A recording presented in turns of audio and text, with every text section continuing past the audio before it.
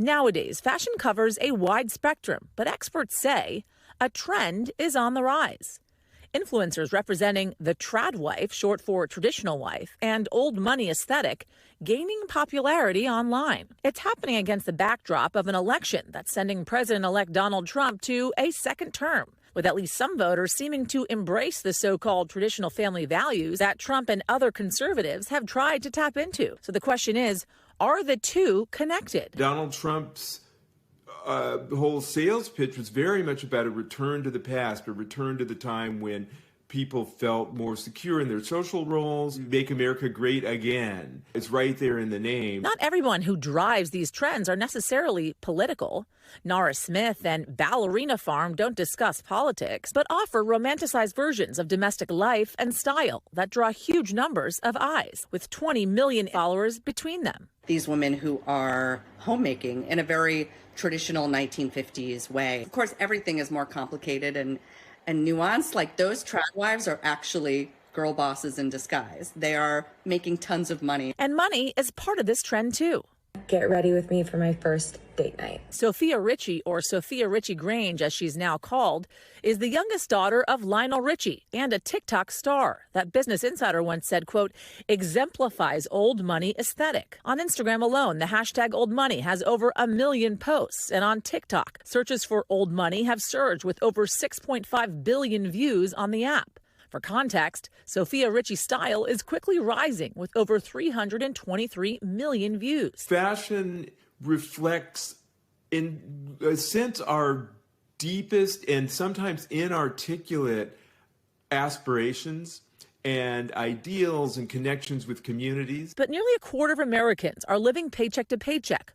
Wanting to look like old money doesn't always equate to having it. Because they're anxious about the future, they take refuge in an imagined past. Fashion and politics have at times gone hand in hand. In the 80s, it was excess. Wall Street was booming. Shoulder pads and over-the-top jewelry were in. And Ronald Reagan was president.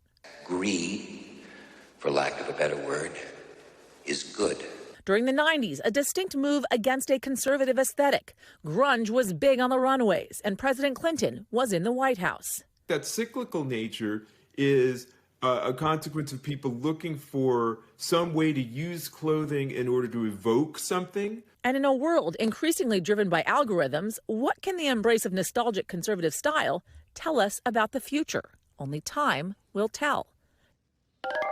Okay, so Yasmin, if we're going back to the 80s, right? Are we going back to almost like almost like a JFK kind of traditional look? Or are we talking Boy George and Duran Duran? What are we going for here? What was your favorite fashion moment in the 80s, Tom Costello? Well, listen, I am old enough to remember. I hate to tell you that, but yeah. Oh, by the way, the shoulder pads.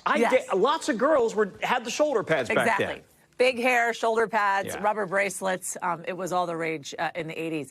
Yeah. I think one of the most interesting things out of all of this, Tom, and really it's a question as to whether or not the trad wife thing is connected at all to kind of the red swing that we've seen in the country since the November elections. But it's more a question of what will come next here, right? And as I was speaking to some of those fashion experts that were featured in the piece, they talked to me about oftentimes fashion also is a reaction to what we're seeing politically, right? So what we're seeing now, for instance, whether it's, this old money aesthetic or this trad wife might be happening now. But in the years to come, we may very well be seeing a reaction to what is happening in the White House or what is happening politically. For instance, and I'll just give a quick example, if you are a minority, if your ethnicity you feel as if is not being necessarily represented on the political and or national stage, you may see kind of designers and social media influencers kind of leaning in to their own ethnicities and diversity to kind of exercise how they feel about what's happening in the country and politically. So we're going to have to kind of wait and see what happens there. But it's really fascinating, kind of the cyclical nature, as one of our experts said, to all of this stuff, Tom. It's back to the future. See what I did there? It's back to the future. And what about like a flock of seagulls haircut? That would go over really big, I think, in 2024 and 5. Maybe. Maybe not. I'll try it, and then let's see how it looks, and we'll all judge. You'll get back to me. Okay. Thank you. Yasmin, thanks very much. Thanks for watching. Stay updated about breaking news and top stories on the NBC News app or follow us on social media.